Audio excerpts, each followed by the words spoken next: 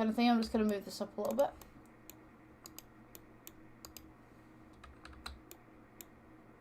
Anything going on? Okay, so I'm just going to scale this just upwards slightly and then just bring it across a little bit. Okay, so that is the premise of our basic notebook. And you can also put binders in the side of this as well. So just go to add, mesh. You can go with cylinder. I'm going to go with cylinder. It's just easier to do. Rotate it 90 degrees. And then rotate it 90 degrees again. So that we can just take the sides off this. So what we're going to do is going to go to edit mode. We're going to select one side right here. And then just press delete faces. The other side right here, delete faces.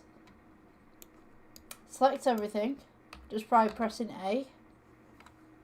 Scale it inwards. And then press E for extrude. Keep it where it is. And then just scale inwards. So now we kind of got like these little binder rings right here.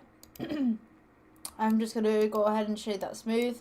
Rotate to 90 degrees. Go with G. Scale down a little bit. G, scale up. You can make these as big or as small as you want. Just as long as they fit the binding of the actual book. Should be fine.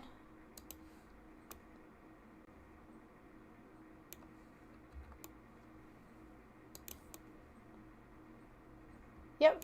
Okay, so now what we want to do is we just want to duplicate this a good number of times. So just Shift D, go across one axis, press 1. Shift D, go across this axis, press 1. Shift D, go across this axis, press 1. And then for this one, what we're going to do is Shift D, go across this axis, and we're going to go -1. And then we're going to go Shift D, go across this axis again, -1. And then Shift D, go across this axis again, and -1.